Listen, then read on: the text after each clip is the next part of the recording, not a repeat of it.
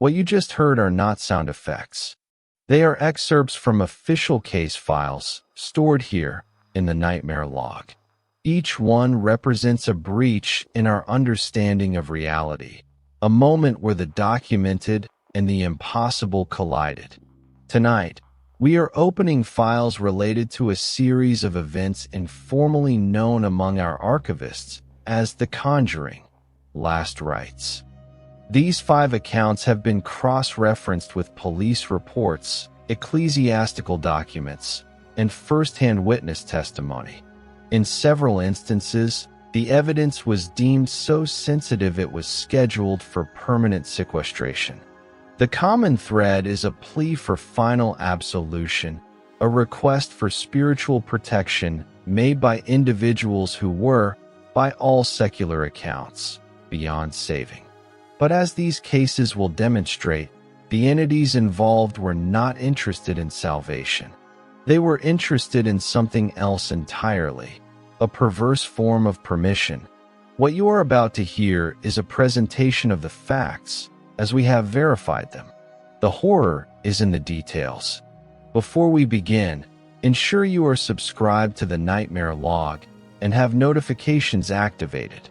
The patterns that emerge from these files are deeply unsettling, suggesting a methodology to the phenomena that we are only beginning to comprehend.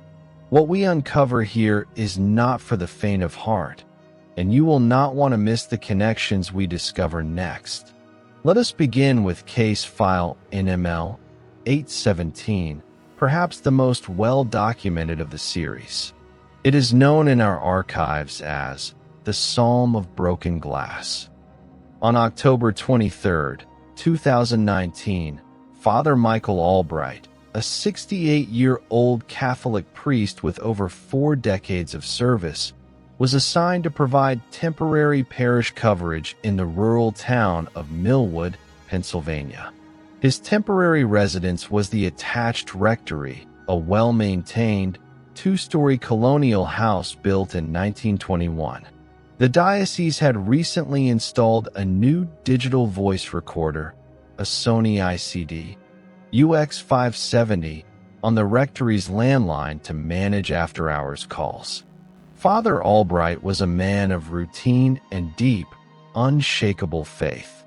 He was, by all accounts, not a man prone to fancy.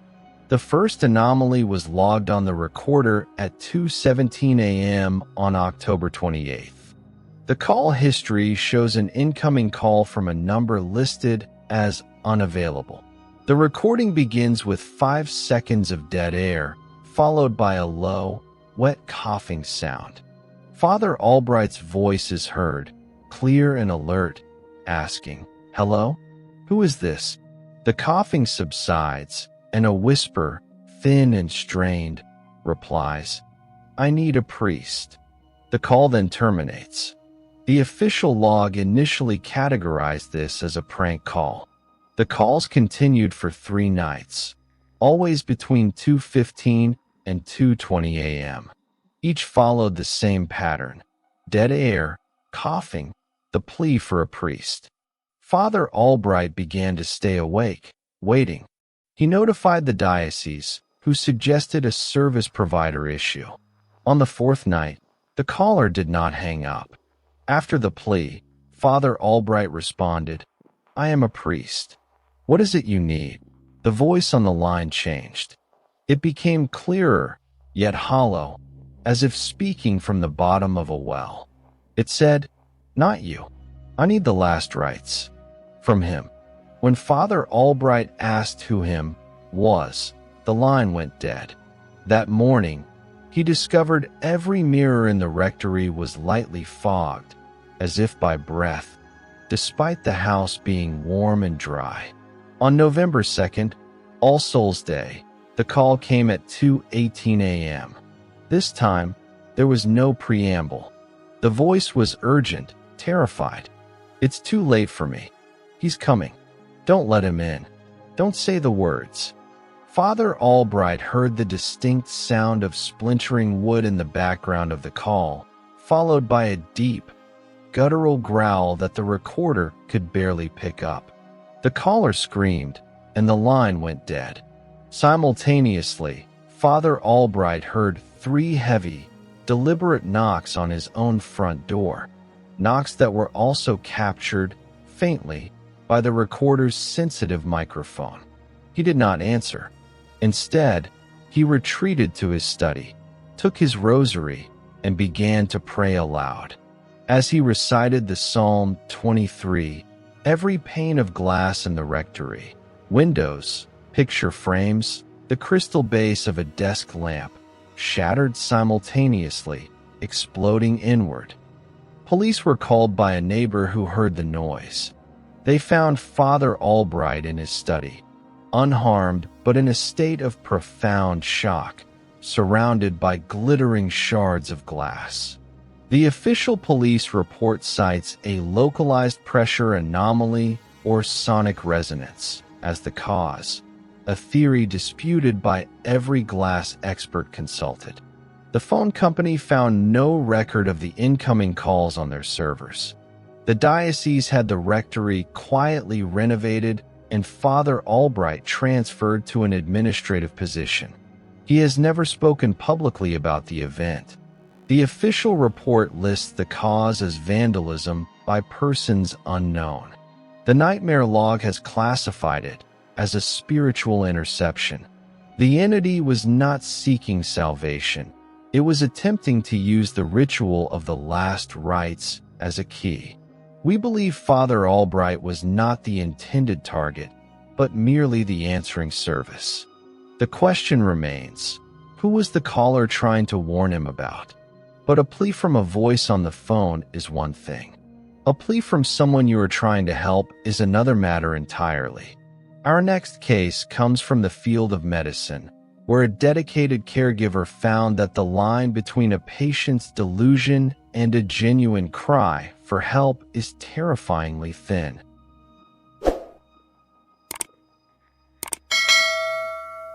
Case File NML-901. The patient in 213B. Dr. Eris Thorne, a 42-year-old clinical psychologist, began working at the Brookhaven Psychiatric Institute in upstate New York in June 2020. Her specialty was treating patients suffering from severe clerical delusion syndrome, the belief that they are possessed by or are communicating with demonic entities. Her patient in room 213B was a 28-year-old man admitted under the name John Doe. He was found catatonic in a derelict church, clutching a silver crucifix. He had no identification.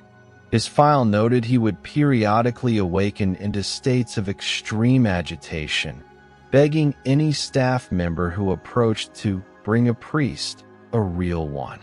During their third session, on July 11th, John Doe was unusually lucid. He spoke calmly about his fear of the dark.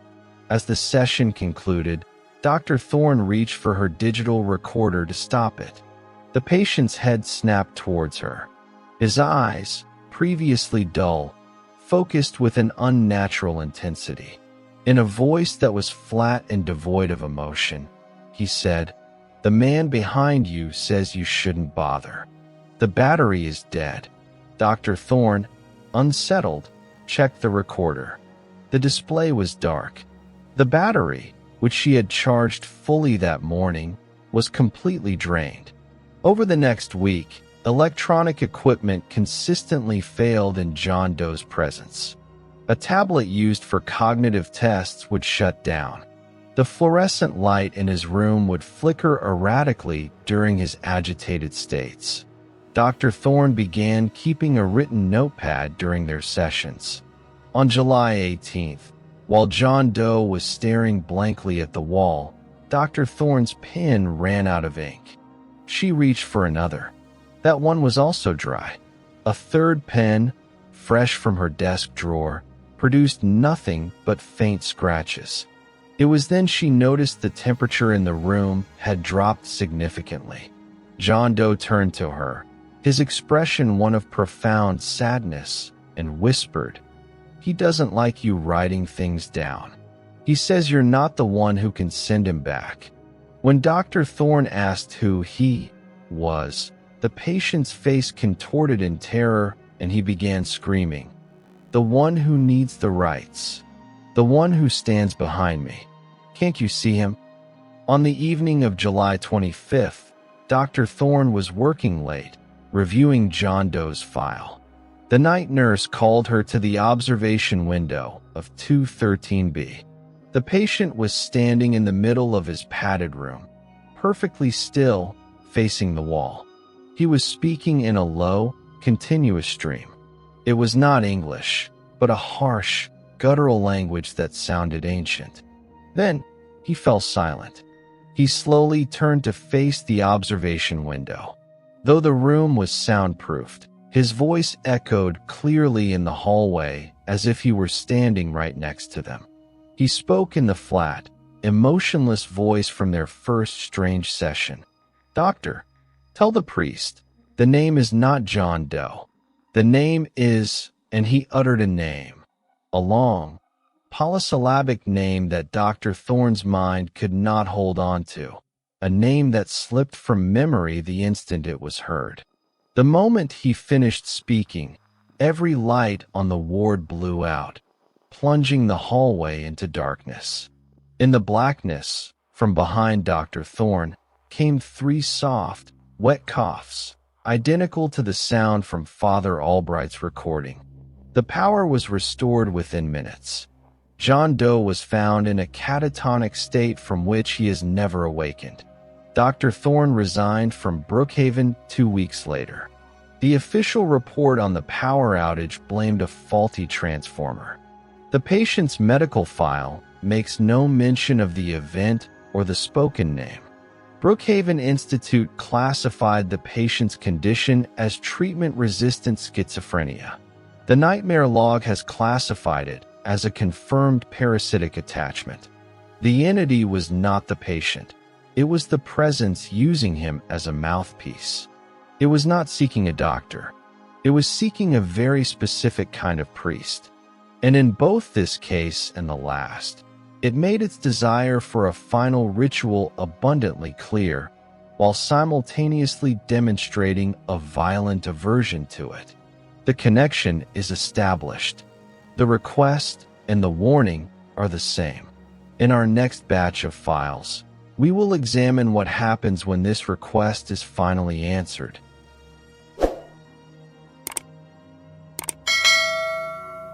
The first 2 cases document a clear pattern, a desperate, indirect plea for the last rites, followed by a violent reaction to any attempt to investigate or provide aid.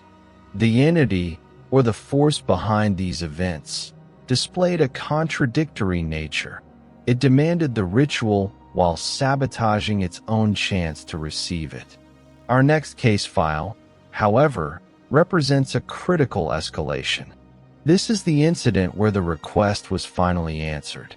Case File NML-932, the Rustling Veil. On the evening of February 14th, 2021, Father Ignatius Rivera, a 55-year-old exorcist formally recognized by his diocese, was summoned to a private residence on the outskirts of Scranton, Pennsylvania.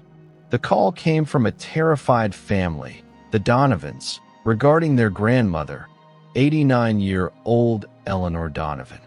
According to the family, Eleanor, a devout woman her entire life, had begun speaking in a guttural, masculine voice 3 days prior, demanding to be released.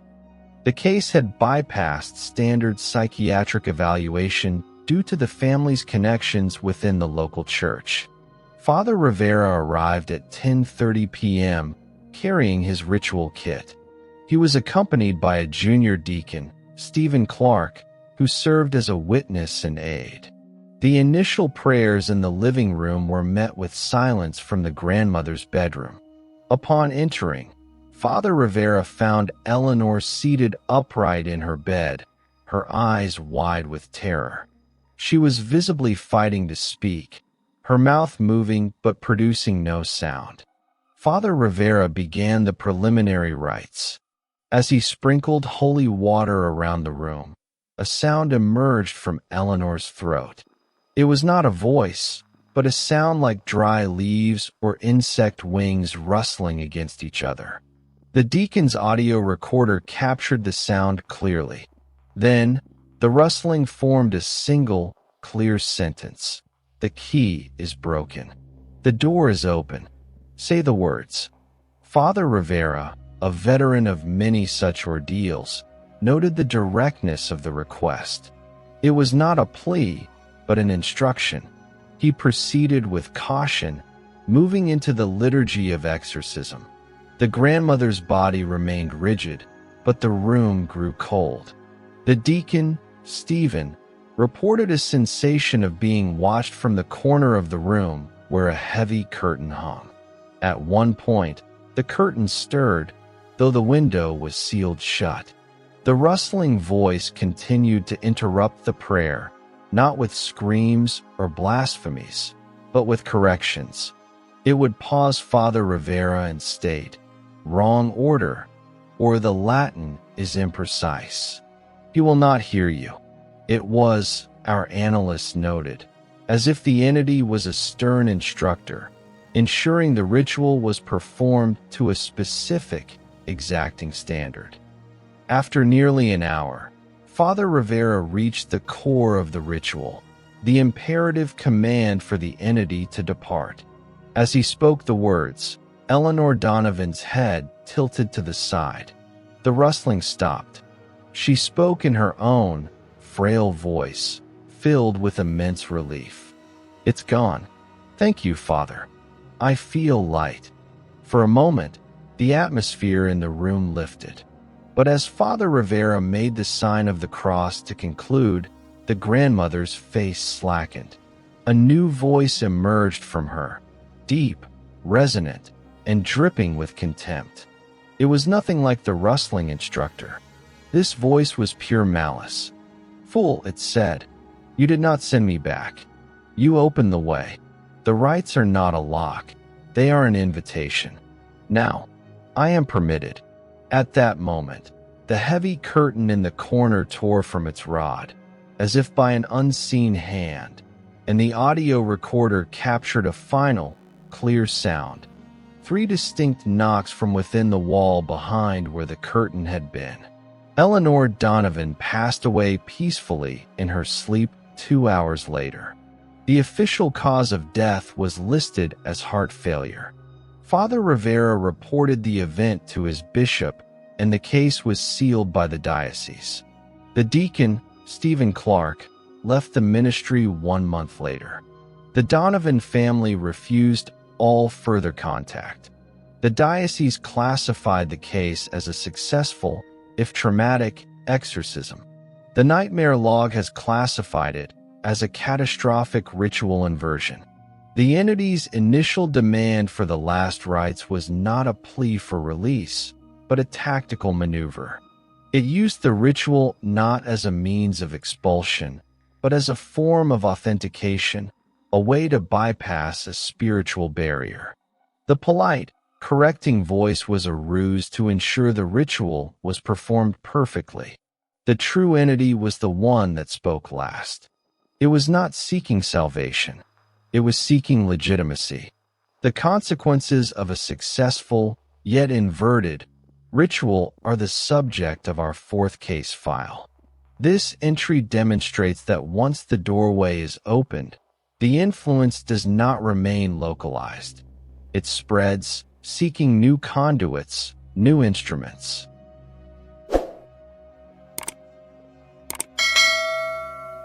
Case File NML-955, The Choirboy's Recital. St. Bartholomew's Choir School, Connecticut, April 2021. The file centers on a 12-year-old student, Samuel Evans, a gifted soprano with a spotless behavioral record. The music director, Mr. David Chun, had been preparing the choir for a regional competition, focusing on a complex piece of sacred music, Gabriel 4's Pai Jesu. The piece is a prayer for eternal rest. Pai Jesu, Domini, dona eis requiem. Merciful Jesus, Lord, grant them rest. Samuel was to sing the demanding solo. During a rehearsal on April 10th, the choir was practicing the final, quiet measures of the piece. As Samuel held the last, high note on the word requiem, rest, his voice suddenly changed. It did not crack or falter. It deepened, acquiring a vibrato that was physically impossible for a child his age. The new voice held the note for a full 10 seconds longer than written, the sound becoming less musical and more like a sustained, metallic shiver. It stopped abruptly. Samuel seemed dazed and had no memory of the event. Mr. Chun dismissed the choir, attributing it to a strange acoustic fluke and vocal strain. In subsequent rehearsals, the phenomenon recurred, but only when Samuel sang the specific words "Dona eis requiem," grant them rest.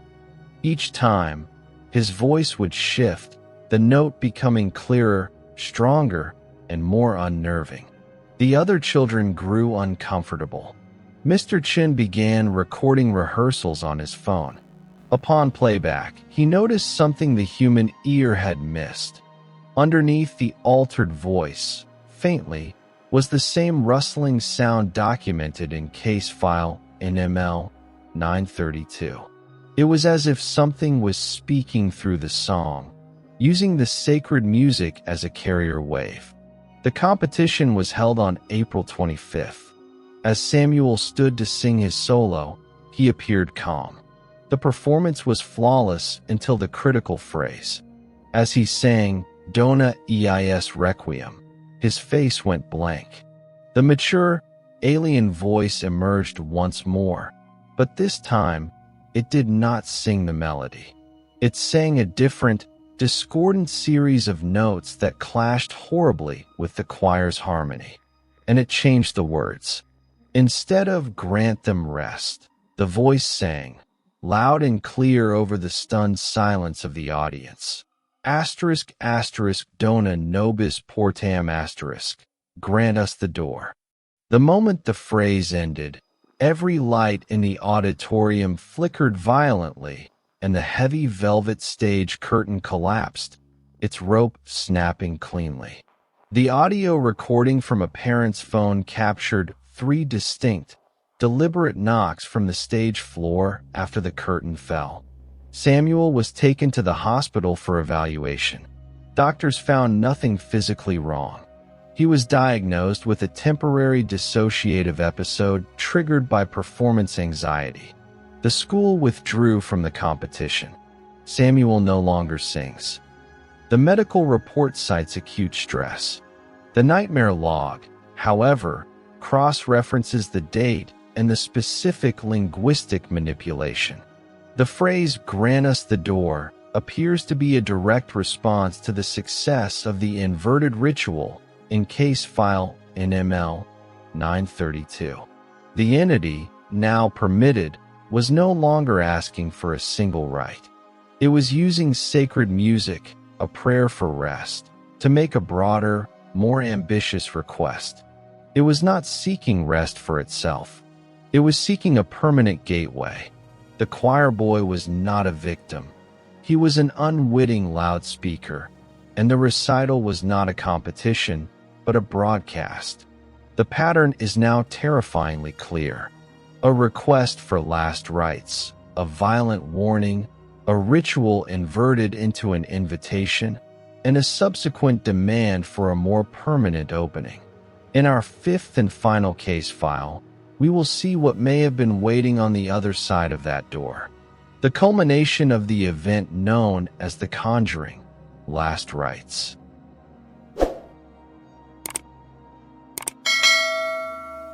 The first 4 cases form a chilling sequence: a request, a warning, an inverted ritual, and a broadcast for a gateway. They detail a methodology, a slow and deliberate campaign to bypass a spiritual threshold. But a fundamental question remains. What was the objective? Our final case file does not provide an answer that will bring comfort. Instead, it offers a glimpse of the aftermath. This is the incident that prompted the nightmare log to classify these events under the single, overarching title of The Conjuring, Last Rites. It is a case with only one surviving witness and no body to examine. Case File NML-990, The Custodian of Door 7. The St. Ignatius Retreat Center in rural Vermont had been closed for renovations since the winter of 2020. Only a single live-in custodian, Mr. Frank Korski, a 68-year-old retired Marine, was responsible for the property's security. The center was a sprawling, silent complex of stone buildings. Mr. Korski was a man of rigorous habit and minimal imagination. His nightly rounds were logged in a handwritten journal with military precision. His only modern concession was a high-lumen flashlight and a two-way radio that connected to a security service, tested nightly at 9:05 p.m. The log entry for May 3, 2021, contains the first anomaly.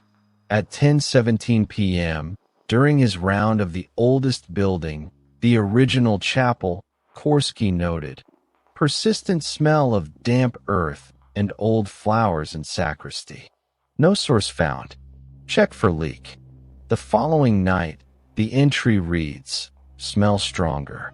Heard what sounded like whispering from confessional booth 2. Booth empty. Radio static at source. Korski's notation is clinical, but the security service's audio log of his radio check that night tells a different story. His voice, usually gruff and steady, carries a subtle tension. After confirming all is clear, he can be heard whispering to himself, almost inaudibly. Just the wind. Has to be the wind. For a week, the entries document a gradual escalation. The smell of decay strengthens, localized around a single, locked door at the end of a basement corridor, designated on the building plans as Door 7, a former storage room for liturgical vestments. Korski reports hearing 3 distinct knocks from behind the door, which he initially attributes to settling pipes. He notes that his flashlight beam seems to grow dimmer the closer he gets to Door 7, and the radio consistently descends into pure, hissing static in the basement. On May 10th, his journal entry is uncharacteristically sparse. Door 7 is cold to the touch. Very cold. The final entry in Korski's journal is dated May 15, 2021. It is written in a hastier, less disciplined script. 11:08 p.m. Cannot ignore it anymore. The whispering from Door 7 is clear. It is not one voice. It is many. They are not speaking English. They are chanting. It sounds like a mass, but wrong.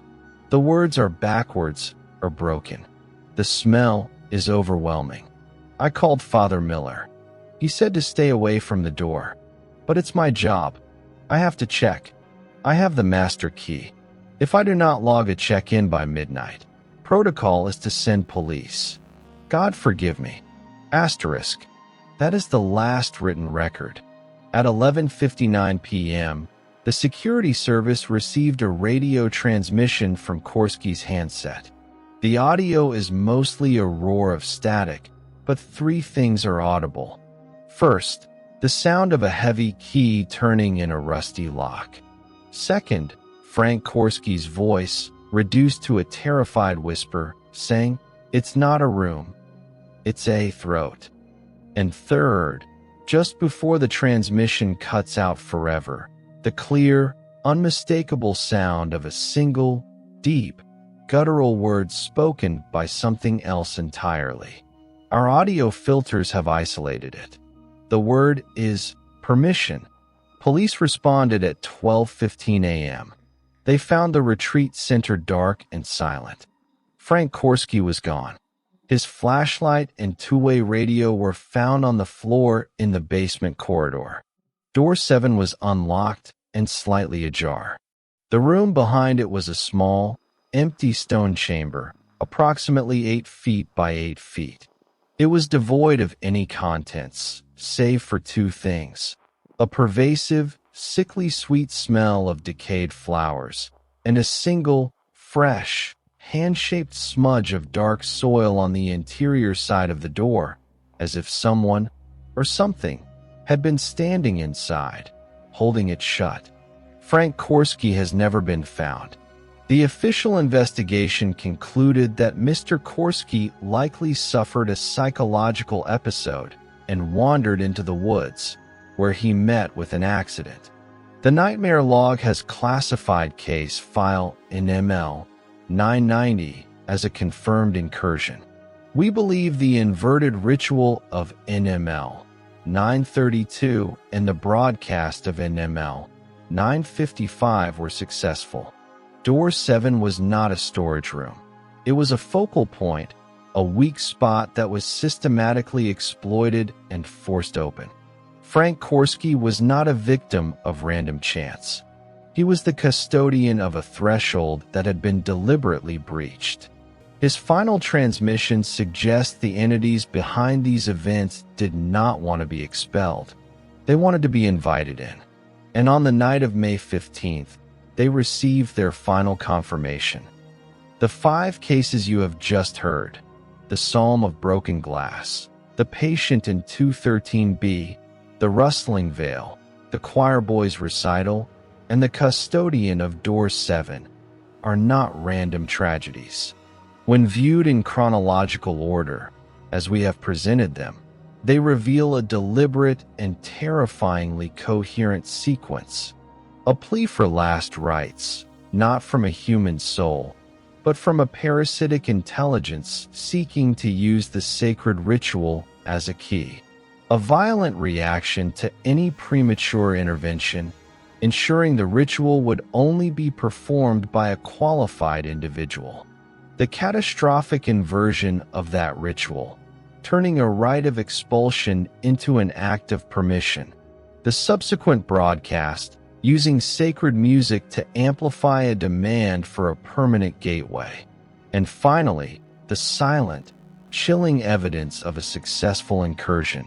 These cases from the log demonstrate that the forces operating at the edges of our perception are not mindless. They are strategic. They understand our systems, our faith, our rituals, and they know how to manipulate them. The most dangerous predator is not the one that roars, but the one that knows how to knock politely, using the language of salvation to request entry into our world. The implications of this analysis are profound. Trust your instincts. If something feels sacrilegious, if a sacred space feels profane, do not dismiss that feeling. The most dangerous manipulations are those that wear the mask of piety. Believe survivors when they speak of impossible sounds, of voices that are not their own. Their testimony may be the first warning of a systematic breach. If you have witnessed an event, a pattern, or a location that you believe belongs in the nightmare log, describe it in the comments below. Do not include personally identifiable information. Your account could be the crucial piece of data that connects to a larger, more terrifying picture. Subscribe to this channel and activate the notification bell. Our archives are vast, and the investigation is ongoing. We will continue to present the facts. Stay vigilant. This has been a presentation from the Nightmare Log. Until next time, try to sleep.